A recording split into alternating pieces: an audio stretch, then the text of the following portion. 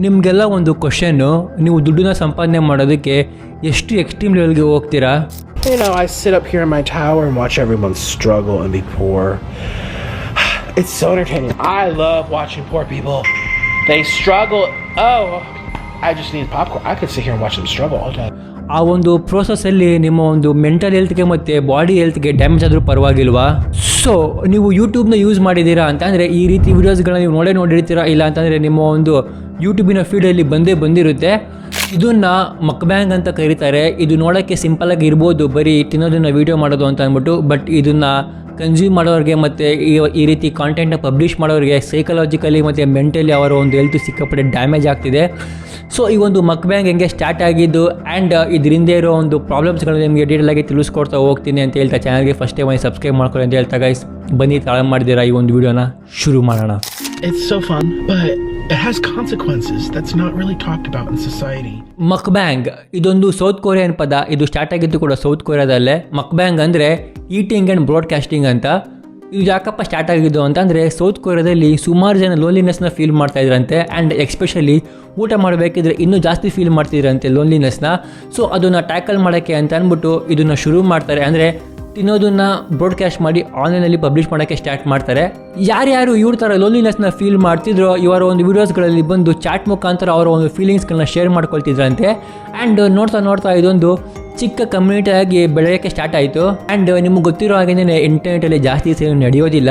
ಜನರು ಬೇರೆ ಏನಾದರೂ ಕೇಳ್ತಾ ಇರ್ತಾರೆ, ಜನರಿಗೆ ಏನಾದರೂ ವಿಚಿತ್ರವಾಗಿರೋದು ಬೇಕಾಗಿರುತ್ತೆ. ಇದು ಯಾವ ಲೆವೆಲ್ಗೆ ಬಂತು ಅಂತಂದರೆ ಈ ಒಂದು ಮಕ್ಬ್ಯಾಂಗ್ ವೀಡಿಯೋಸ್ಗಳಲ್ಲಿ ನಿಜವಾದ ಜೀವ ಇರೋ ಪ್ರಾಣಿಗಳನ್ನ ತಿನ್ನೋದಕ್ಕೆ ಸ್ಟಾರ್ಟ್ ಮಾಡ್ತಾರೆ. ಆ್ಯಂಡ್ ನಿಮಗೆ ಗೊತ್ತು, ಈ ರೀತಿ ವಿಚಿತ್ರವಾಗಿರೋ ವೀಡಿಯೋ ತುಂಬ ಬೇಗ ವೈರಲ್ ಆಗುತ್ತೆ. ಅದು ಎಲ್ಲೋ ಒಂದು ಕಡೆ ಎರಡು ಕಡೆ ವೈರಲ್ ಆಗಲ್ಲ. ಈ ರೀತಿ ವೀಡಿಯೋಸ್ಗಳು all over the world viral ಆಗುತ್ತೆ. ಮಕ್ಬ್ಯಾಂಗು ಒಂದು ಸಣ್ಣ ಕಮ್ಯುನಿಟಿ ಆಗಿದ್ದು ಈಗ ಒಂದು ಸಪ್ರೇಟ್ ಜಾನ್ರ್ ಆಗಿ ಕನ್ವರ್ಟ್ ಆಗಿದೆ. ಮೊದಲು ಜನರು ಎಂಟರ್ಟೈನ್ಮೆಂಟ್ಗಾಗಿ ಮ್ಯೂಸಿಕ್ನ ಕೇಳ್ತಿದ್ರು, ಮೂವೀಸ್ಗಳನ್ನ ನೋಡ್ತಿದ್ರು. ಬಟ್ ಈಗ ಮಕ್ಬ್ಯಾಂಗ್ಗಳ ವೀಡಿಯೋಸ್ಗಳನ್ನ ನೋಡೋಕ್ಕೆ ಶುರು ಮಾಡಿದ್ದಾರೆ. ಆ್ಯಂಡ್ ಇಲ್ಲಿ ಸ್ಯಾಡ್ ಪಾರ್ಟ್ ಏನು ಅಂತಂದರೆ ಮಕ್ಬ್ಯಾಂಗ್ನ ಜಾಸ್ತಿ ಕನ್ಸ್ಯೂಮ್ ಮಾಡೋಕ್ಕೆ ಸ್ಟಾರ್ಟ್ ಆದ್ರಲ್ವ, ಆಗ ಇದರ ಒಂದು ಕಾಂಟೆಂಟಿನ ಐಡಿಯಾಸ್ಗಳು ಕೂಡ ತುಂಬ ಜಾಸ್ತಿ ವಿಚಿತ್ರ ಆಗೋಕ್ಕೆ ಸ್ಟಾರ್ಟ್ ಆಯಿತು. ಆ್ಯಂಡ್ ಮಕ್ಬ್ಯಾಂಗಲ್ಲಿ ಸಪ್ರೇಟ್ ಕ್ಯಾಟಗರೀಸ್ಗಳು ಕೂಡ ಬರೋಕ್ಕೆ ಸ್ಟಾರ್ಟ್ ಆಯಿತು. ಅದರಲ್ಲಿ ಫೇಮಸ್ ಯಾವುದಪ್ಪ ಅಂತಂದರೆ ASMR. ಇದರಲ್ಲಿ ಏನು ಮಾಡ್ತಾರೆ ಅಂತಂದರೆ ವಿಡಿಯೋ ಮಾಡ್ತಿರೋರು ಆಡಿಯನ್ಸ್ಗೆ ಅವರು ತಿನ್ನೋ ಸೌಂಡನ್ನ ಕೇಳಿಸ್ತಾರೆ.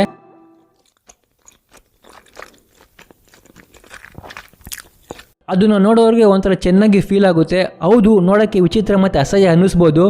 ಬಟ್ ಈ ವಿಡಿಯೋಸ್ಗಳಿಗೆ ಲಕ್ಷಗಟ್ಟಲೆ ವ್ಯೂಸ್ಗಳು ಬರುತ್ತೆ. ಅದು ಹೆಂಗೆ ಬರುತ್ತೆ, ಈ ಥರ ಆಡಿಯನ್ಸ್ಗಳು ಯಾರು ನನಗಂತೂ ಕೇಳಬೇಡಿ. ಬಟ್ ಲಕ್ಷಗಟ್ಟಲೆ ವ್ಯೂಸ್ಗಳು ಮಾತ್ರ ಬರುತ್ತೆ ಈ ರೀತಿ ವೀಡಿಯೋಸ್ಗಳಿಗೆ. ನಿಮಗೆ ಈ ಒಂದು ASMR ವಿಚಿತ್ರ ಅನಿಸಿದ್ರೆ ಇದರಲ್ಲಿ ಇನ್ನೊಂದು ಕ್ಯಾಟಗರಿ ಇದೆ. ಏನಪ್ಪ ಅಂತಂದರೆ ಸೆಕ್ಷುವಲ್ ಮಕ್ಬ್ಯಾಂಗ್ ಅಂತ ಅಂದ್ಬಿಟ್ಟು. ಇದರಲ್ಲಿ ಹುಡುಗಿಯರು ರಿವೀಲಿಂಗ್ ಬಟ್ಟೆ ಹಾಕ್ಕೊಂಡು ಊಟನ ಸೆಕ್ಷುವಲ್ ವೇಯಲ್ಲಿ ತಿಂತಾರೆ. ನೋಡಿ ನಮ್ಮ ಇಂಟರ್ನೆಟ್ಟು ಎಲ್ಲಿವರೆಗೂ ಬಂದಿದೆ. ಆ್ಯಂಡ್ ಈ ರೀತಿ ಕಾಂಟೆಂಟ್ಗಳನ್ನ ನಮ್ಮ ಯೂತ್ಗಳು ಕನ್ಸ್ಯೂಮ್ನ ಮಾಡ್ತಿದ್ದಾರೆ. ಸೊ ನಾರ್ಮಲಾಗಿ ನನಗೆ ಗೊತ್ತಿರೋದು ಹೆಂಗಪ್ಪ ಊಟ ಮಾಡೋದು ಅಂತಂದರೆ 5 ಬೆಳೆಯಲ್ಲಿ ಕಳಿಸ್ಕೊಳ್ಳೋದು, ಬಾಯಲ್ಲಿ ಕಳೆದು ತಿನ್ನೋದು.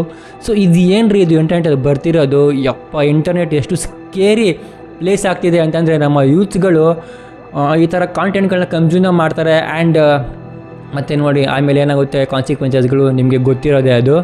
ಸೊ ಇಲ್ಲಿ ನೀವು ಒಂದು ಪಾಯಿಂಟ್ ಅರ್ಥ ಮಾಡ್ಕೊಬೇಕು, ಏನಂತಂದರೆ ಈ ರೀತಿ ಕಾಂಟೆಂಟ್ಗಳನ್ನ ಕನ್ಸ್ಯೂಮ್ ಮಾಡೋದು ನಾರ್ಮಲ್ ಜನರನ್ನೇ. ಸೊ ಅವ್ರಿಗೇನಾದರೂ ಇಂಪ್ಯಾಕ್ಟ್ ಆಗಬೇಕು ತಾನೇ ಮೆಂಟಲಿ ಅಥವಾ ಫಿಸಿಕಲಿ. ಅನ್ಫಾರ್ಚುನೇಟ್ಲಿ ಕನ್ಸ್ಯೂಮ್ ಮಾಡೋರಿಗೆ ಏನೂ ಕೂಡ ಇಂಪ್ಯಾಕ್ಟ್ ಆಗೋದೇ ಇಲ್ಲ. ಯಾಕೆ ಮಕ್ಬ್ಯಾಂಗ್ ಇಷ್ಟು ಪಾಪ್ಯುಲರ್ ಅಂತ ತಿಳ್ಕೊಳ್ಳೋಕ್ಕೆ ಫುಡ್ ಜೊತೆ ನಮ್ಮ ಕನೆಕ್ಷನ್ ಏನು ಅಂತ ಮೊದಲು ತಿಳ್ಕೊಬೇಕು. ಮೊದಲು ಹಿಂದಿನ ಕಾಲದಲ್ಲಿ ಬೇಟೆನ ಮಾಡ್ತಾಯಿದ್ರು ಊಟನ ಮಾಡೋದಕ್ಕೆ. ಅವ್ರ ಪ್ರಿಫರೆನ್ಸ್ ಇದ್ದಿದ್ದು ಬರೀ ಹೊಟ್ಟೆ ತುಂಬಿದ್ರೆ ಸಾಕು ಅಂತ ಅಂದ್ಬಿಟ್ಟು ಅವ್ರಿಗೆ ಟೇಸ್ಟ್ ಹೆಂಗಾದಿದ್ರು ನಡೀತಿತ್ತು. ಬಟ್ ಇವಾಲ್ವ್ ಆಗ್ತಾ ನಾವೆಲ್ಲ ಏನು ಪ್ರಿಫರ್ ಮಾಡ್ತೀವಿ ಅಂತಂದರೆ ಫುಡ್ಡು ಟೇಸ್ಟಾಗಿ ಇರಬೇಕು ಮತ್ತು ಅದನ್ನು ನೋಡೋಕ್ಕೆ ಚೆನ್ನಾಗೂ ಕೂಡ ಇರಬೇಕು ಅಂತ ನಾವು ಪ್ರಿಫರ್ನ ಮಾಡ್ತೀವಿ. ಒಬ್ಬೊಬ್ಬರು ಖುಷಿಯಾದಾಗ ಊಟನ ಮಾಡ್ತಾರೆ, ಒಬ್ಬೊಬ್ಬರು ಬೇಜಾರಾದಾಗ ಊಟನ ಮಾಡ್ತಾರೆ, ಒಬ್ಬೊಬ್ಬರು ಸುಮ್ಮನೆ ಟೈಮ್ ಪಾಸ್ಗಂತ ಊಟ ಮಾಡ್ತಾರೆ, ಒಬ್ಬೊಬ್ಬರು ಸುಮ್ಮನೆ ಬೇಕು ಅಂತಲೇ ಊಟ ಮಾಡ್ತಾರೆ. ಸೊ ಒಬ್ಬೊಬ್ಬರಿಗೆ ಒಂದೊಂದು ಥರ ಊಟದ ಮೇಲೆ ಸಪ್ರೇಟ್ ವೇ ಆಫ್ ಲವ್ ಇರುತ್ತೆ. ಯಾರ್ಯಾರು ಮಕ್ಬ್ಯಾಂಗ್ ಥರ ಒಂದು ಕಾಂಟೆಂಟ್ನ ಕನ್ಸ್ಯೂಮ್ ಮಾಡ್ತಾರೋ ಅವ್ರಿಗೆ ಈ ಒಂದು ವೀಡಿಯೋಸ್ಗಳಲ್ಲೇನು ವಿಚಿತ್ರ ಅನಿಸೋದಿಲ್ಲ. ಯಾಕಂತಂದರೆ ನಮ್ಮ ಬ್ರೈನ್ ಏನು ಮಾಡುತ್ತೆ ಅಂತಂದರೆ ನಾವು ಯಾವುದಾದ್ರೂ ಒಂದು ವಸ್ತುನ ಅಥವಾ ಯಾವುದಾದ್ರೂ ಒಂದು ಟಾಪಿಕ್ನ ಪದೇ ನೋಡ್ತಾ ಇದ್ದರೆ ನಮ್ಮ ಬ್ರೈನು ಆ ಒಂದು ಟಾಪಿಕ್ನ ಅಥವಾ ಆ ಒಂದು ವಿಜುವಲ್ಸ್ಗಳನ್ನ ನಾರ್ಮಲೈಸ್ ಮಾಡಿಬಿಡುತ್ತೆ. ಆ್ಯಂಡ್ ಈ ರೀತಿ ವೀಡಿಯೋಸ್ಗಳನ್ನ ನೋಡ್ತಾ ಆಡಿಯನ್ಸ್ಗಳಿಗೆ ಏನು ಅನಿಸ್ಬಿಡುತ್ತೆ ಅಂತಂದರೆ ಇಷ್ಟು ತಿನ್ನೋದು ನಾರ್ಮಲ್ ಅಂತ ಅನಿಸ್ಬಿಡುತ್ತೆ. But it's not normal.